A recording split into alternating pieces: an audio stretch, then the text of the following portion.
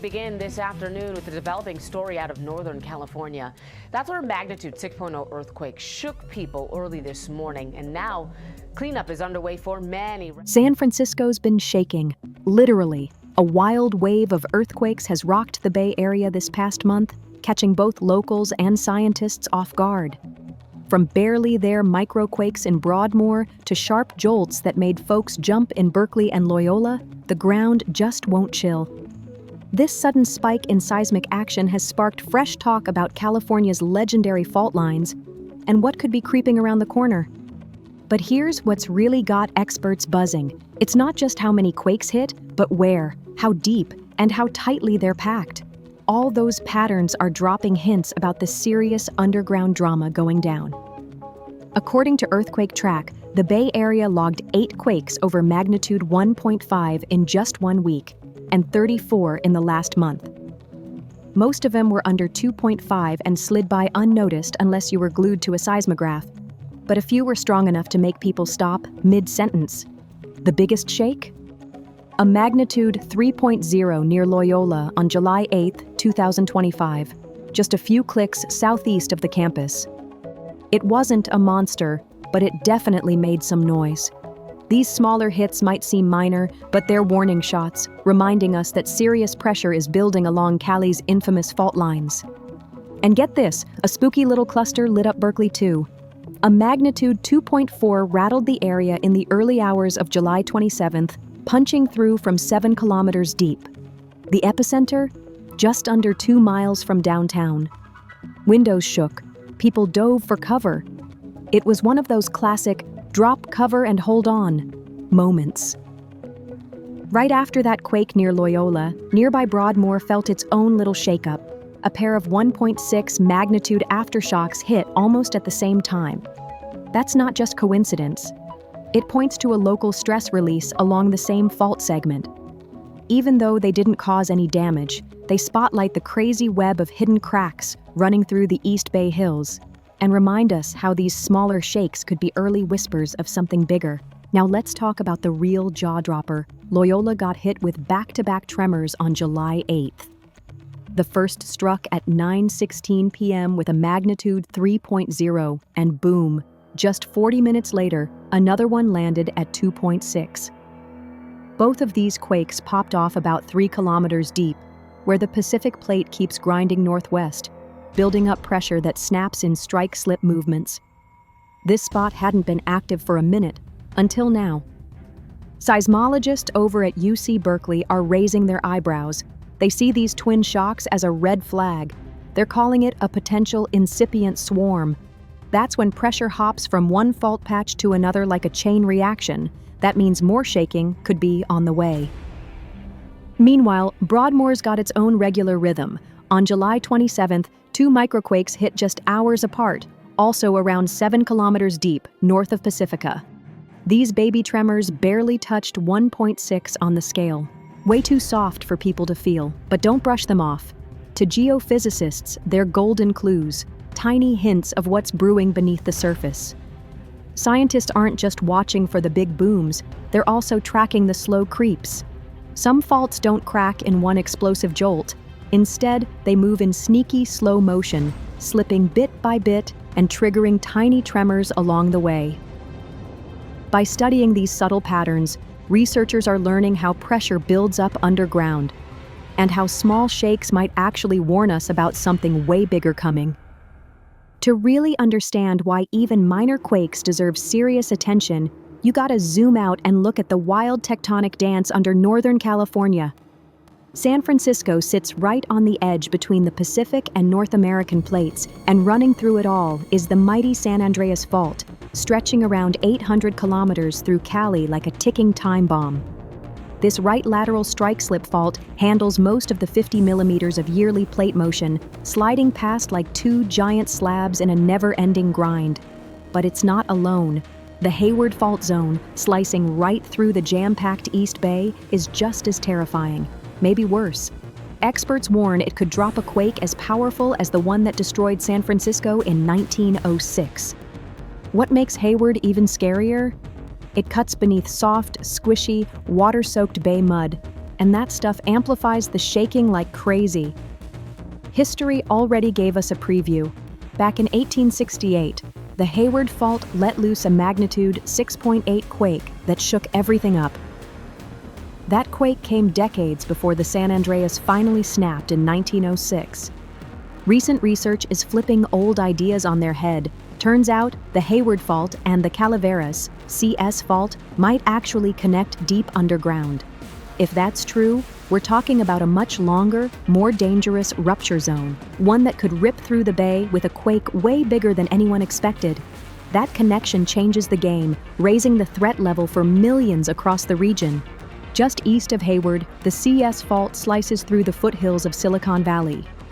It's another right lateral strike slip fault, not as loud or active as Hayward, but don't sleep on it.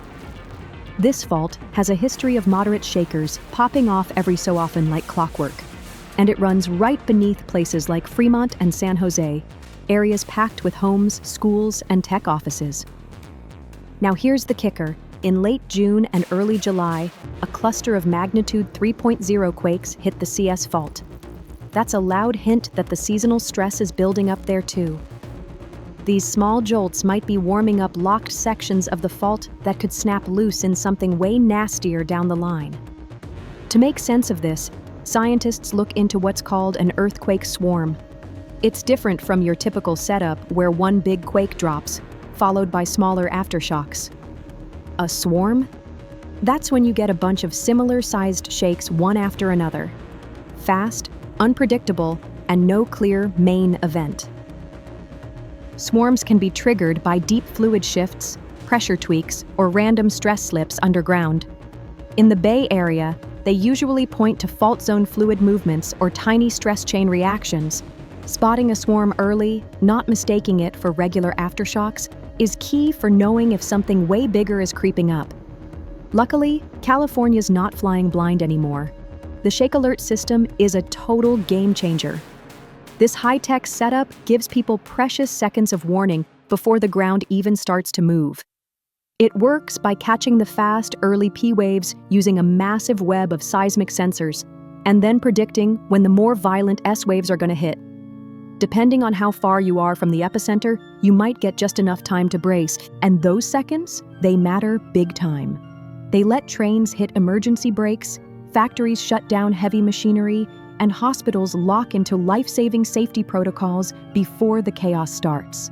Since Shake Alert went statewide in 2019, it's already picked up quakes over magnitude 3, including ones right in the Bay Area, giving folks just enough heads up to act fast.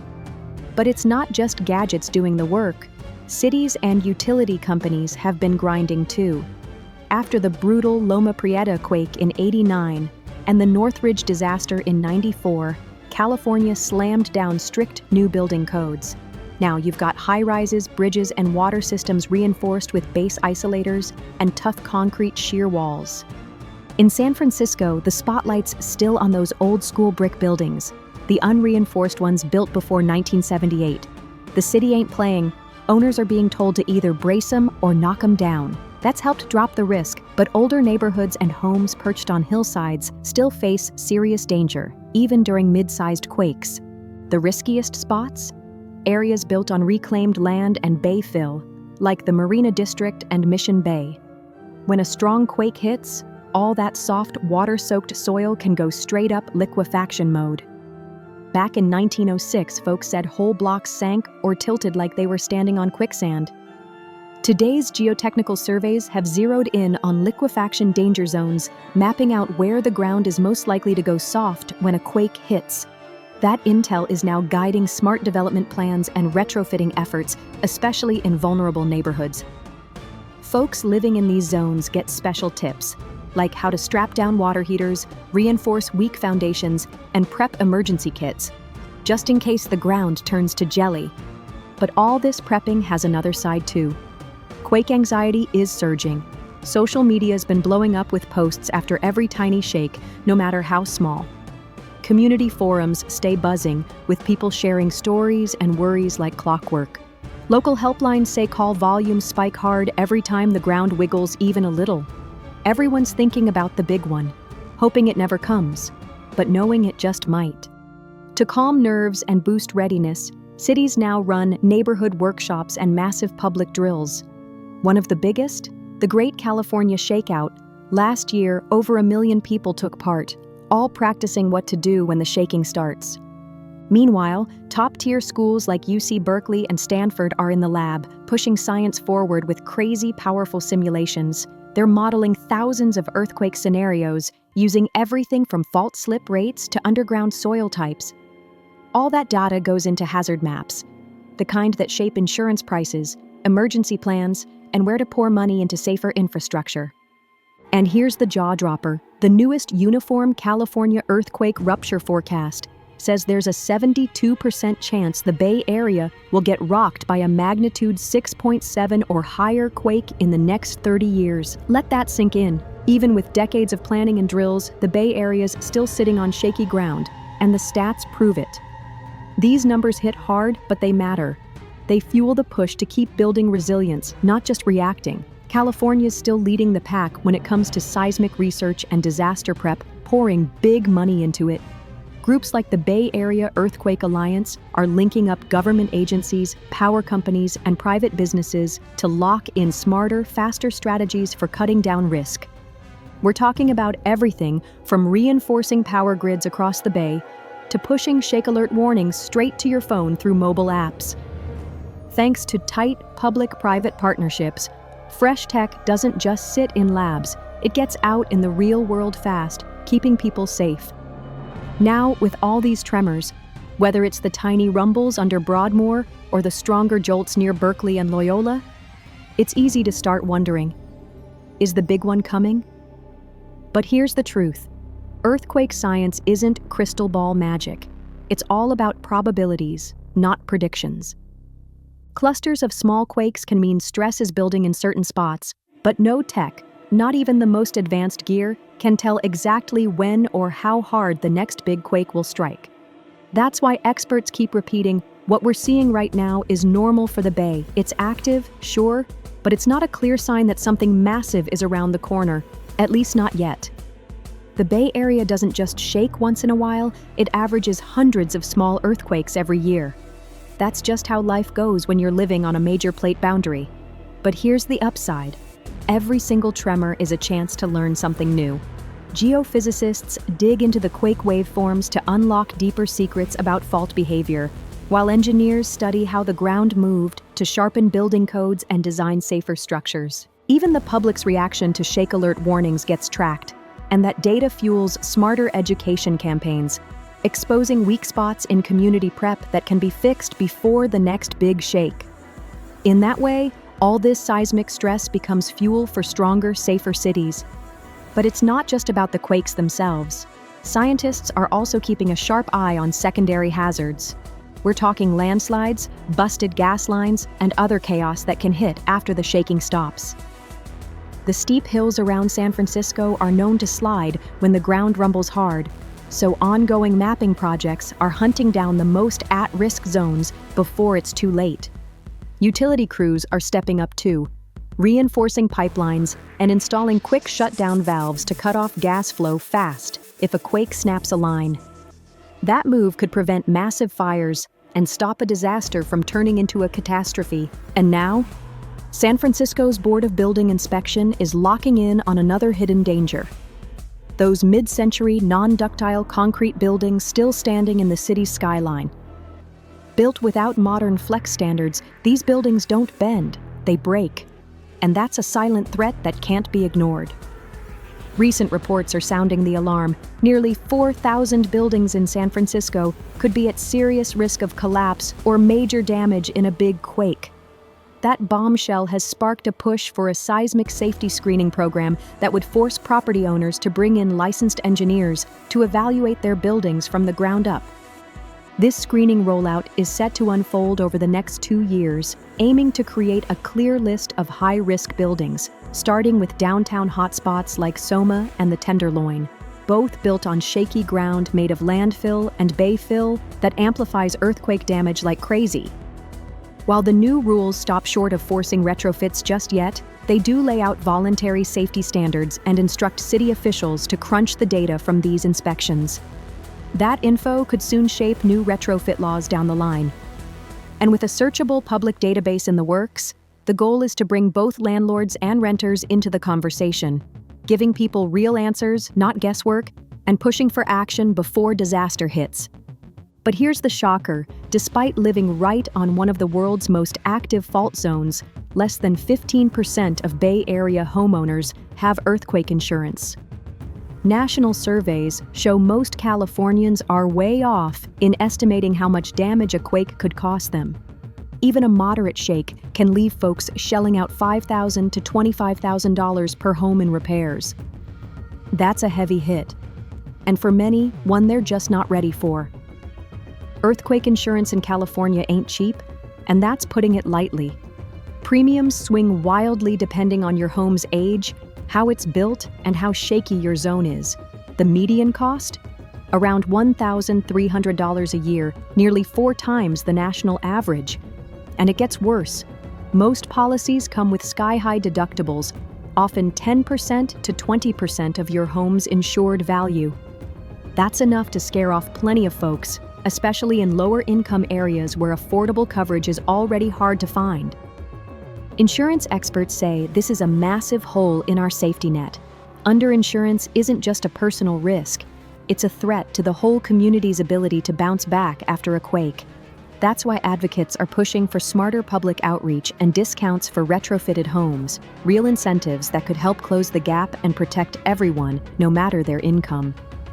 Meanwhile, tech is stepping up in a big way. The MyShake app, developed by UC Berkeley, is changing the game with over 4 million downloads statewide. It uses the same sensor network as Shake Alert, but adds something slick: crowdsourced smartphone data that boosts accuracy and range. Even if your location services are off, the app can still send you alerts, perfect for commuters, tourists, or underserved neighborhoods that might get left behind by older systems. Recent updates have made the alerts even faster, and now it supports multiple languages, making sure that warnings reach everyone in the Bay's diverse communities. And the fact that so many people are downloading it?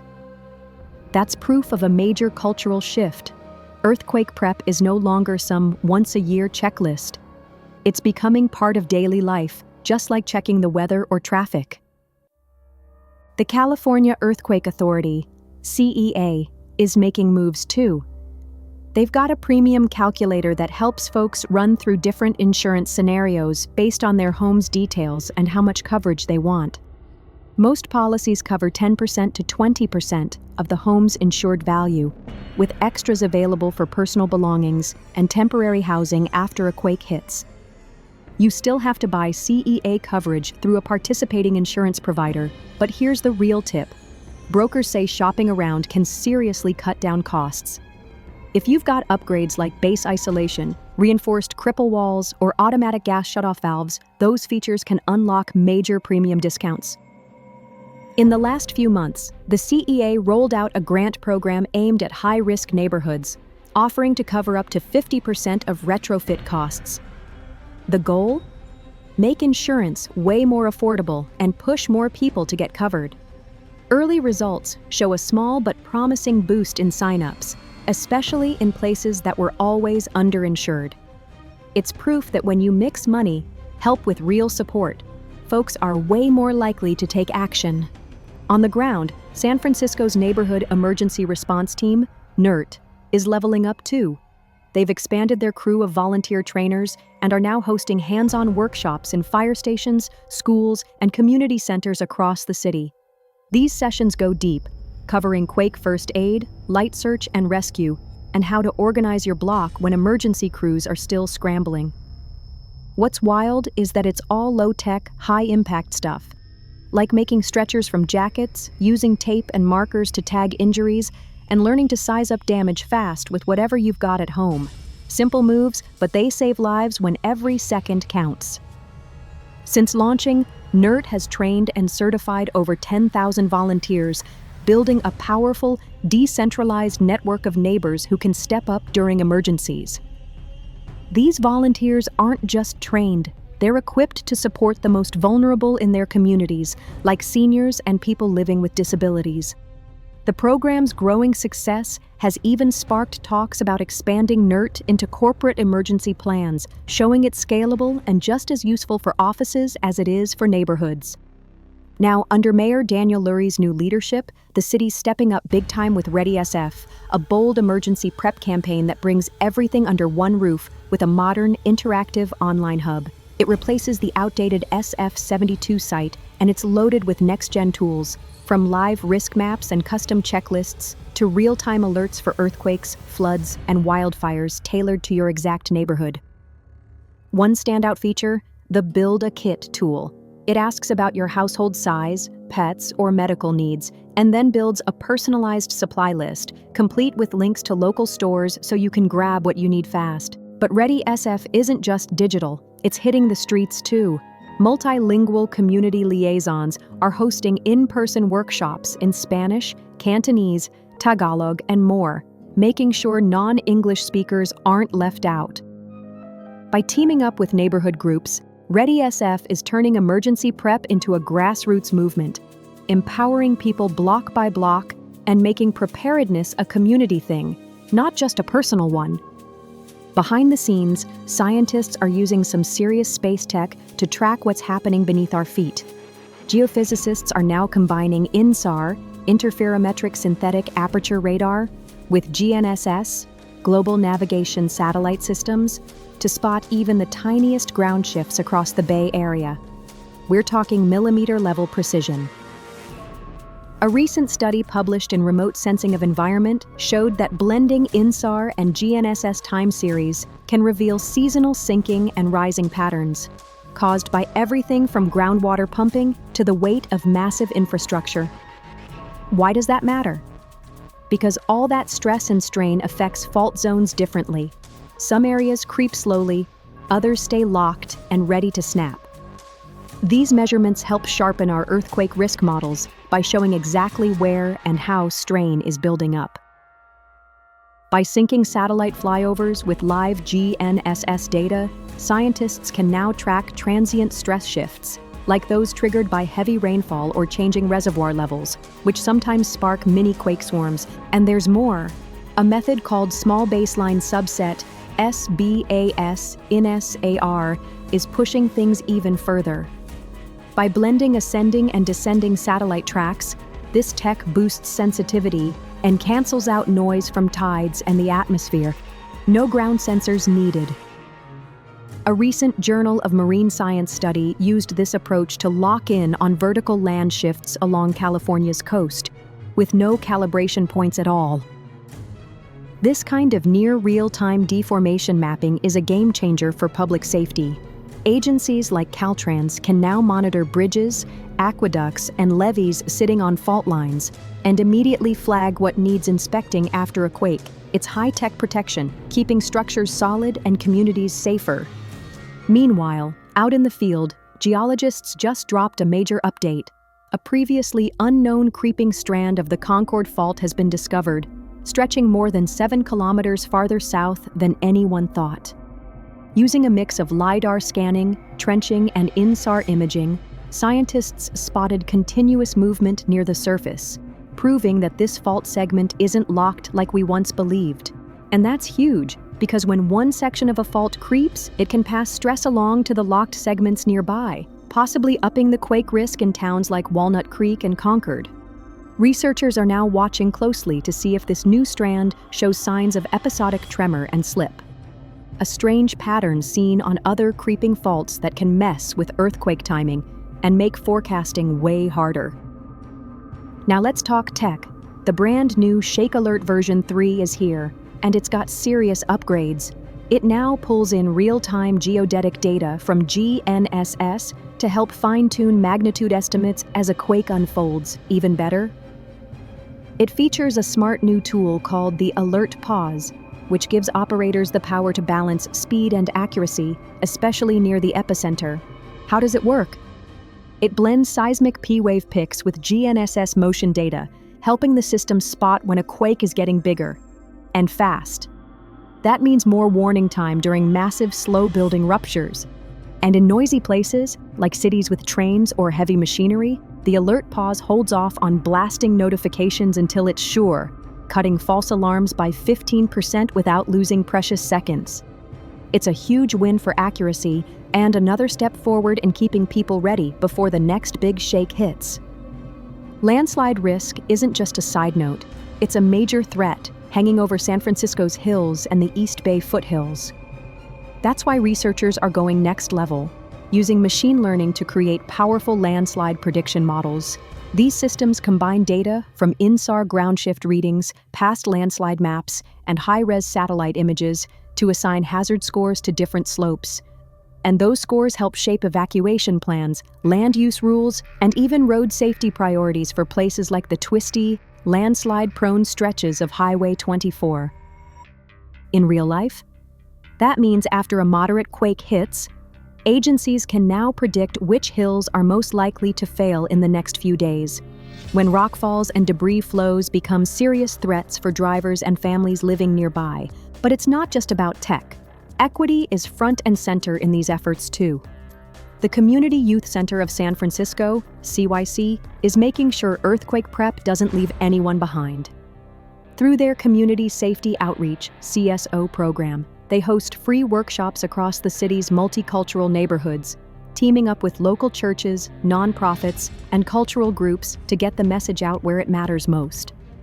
The workshops go deep, from how to build a proper emergency kit to financing options for retrofits, all delivered in people's own languages and cultural contexts.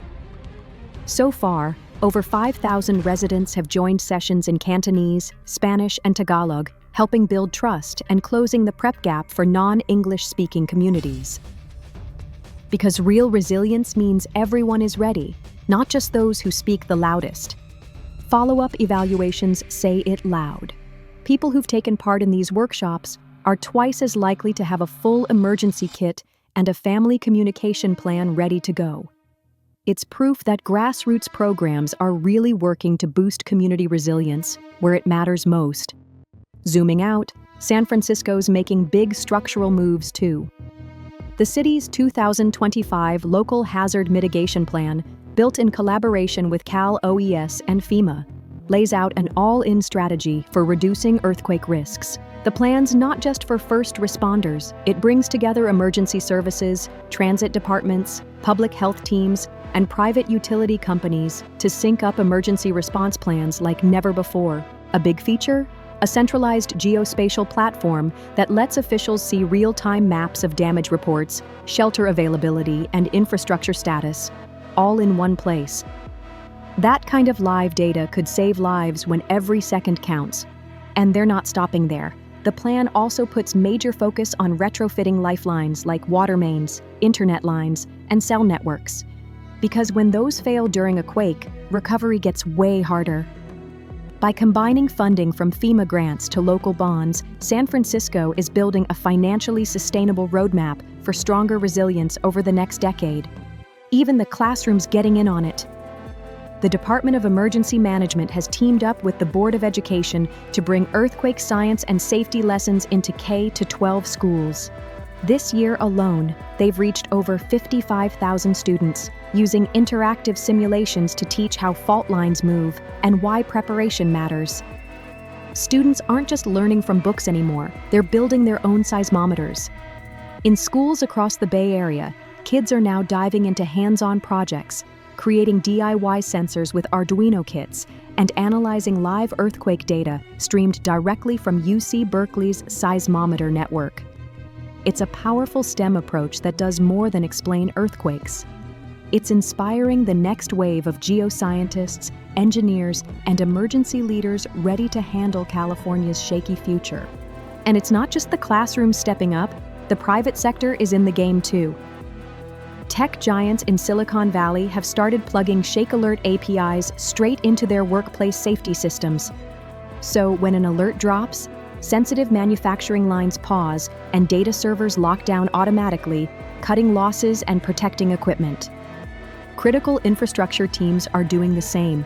From electric grids to wastewater plants and public transit, systems are now wired to instantly shut valves, isolate pump stations, and even trigger platform barriers, all within milliseconds of a warning. These fast-acting defenses are tested regularly in joint drills involving state agencies, utilities, and volunteer responders, making sure no human delay slows things down when it counts most. Even the finance world is getting smart about resilience. San Francisco has started issuing seismic resilience bonds, unlocking upfront cash by leveraging future FEMA reimbursement funds. These bonds are a win-win. They help fund huge infrastructure upgrades now, while offering stable returns for investors who want to make an impact. Where's the money going? Projects like retrofitting the Transbay Tube, reinforcing the Mile Rock Tunnel, and upgrading lifeline water mains beneath the Embarcadero? Moves that could make all the difference when the next big one hits. By front-loading the cost, these financial tools are speeding up critical upgrades, cutting down on future borrowing, and pulling the private and public sectors together like never before. It's smart money for smart resilience. San Francisco's fight against seismic risk isn't about one fix, it's a whole ecosystem. From city policies to tech breakthroughs, from scientific modeling to STEM programs in schools, and even down to grassroots workshops, every piece plays a role in building something stronger. Resilience here isn't just a buzzword. It's a living, evolving effort. Whether it's screening old concrete buildings, crafting personalized emergency kits, or using INSAR satellites to spot ground shifts in real time, the Bay Area is layering protection in every direction. Each part adds to a tapestry of safety, ready to hold strong when the next shake comes, even though no one can say exactly when. And while the Earth's plates may keep moving in silence, what we do between quakes is what really defines this region's strength. Take a look at the Golden Gate Bridge, one of the most iconic landmarks in the world, and a lifeline that sits just 6 miles from the San Andreas Fault. For decades, it's been the centerpiece of a massive seismic retrofit, and now it's entering its final phase, starting January 2026. Engineers will install 40-foot steel plates on the suspension cables, add 38 shock absorbers around the towers, and build a new steel lattice structure to channel and weaken seismic energy. With nearly half of the $1.8 billion price tag already funded, the Bay Area is proving it's not just bracing for impact, it's building for survival. With $400 million in federal grants, $200 million from Caltrans, and $270 million pulled from local reserves, the Golden Gate Bridge retrofit is pushing ahead, but there's still a $1 billion gap to fill. Why all the urgency? Officials say that after a major quake, emergency vehicles need to be crossing that bridge within 24 hours, and public access must be restored within 72, or the fallout gets way worse. That makes this upgrade a smarter play than a full post-quake rebuild that would cost even more and take years. Meanwhile, there's a huge win underground. BART's Transbay Tube, the crucial transit lifeline connecting San Francisco and Oakland, completed its seismic retrofit in September 2024, 50 years after it first opened. The earthquake safety program went all in. Crews installed a steel liner inside the tunnel, compacted the surrounding bay mud to cut liquefaction risk. They upgraded the pumping systems to keep water out after a quake. The whole thing? Pulled off during overnight windows, so daytime riders never missed a train. The $313 million project started back in 2016. And now, thanks to smart planning, the tube can take way harder hits and still keep rolling. Plus, BART now uses shake alert data to automatically slow trains when shaking reaches dangerous levels, giving passengers and equipment extra protection when every second matters. Over at San Francisco International Airport, the upgrades don't stop. Fuel tanks on the tarmac now have anchored foundations and flexible pipelines to roll with the ground instead of snapping. And the air train tunnels? They've been sealed and reinforced to hold their ground against liquefaction. Another critical piece of the Bay's earthquake defense coming together. At the same time, SFO's Emergency Operations Center leveled up, installing redundant power systems and a hardened communications network to keep air traffic control and security running, no matter how bad the shaking gets. When you zoom out, all these upgrades, from bridges and trains to tunnels and airports, connect into one fortified web of lifelines, linking San Francisco's legacy of bold engineering with its unshakable fight for safety and mobility. If this deep dive shook your perspective, drop a like, leave a comment, share it, and don't forget to subscribe for more truth beneath the surface.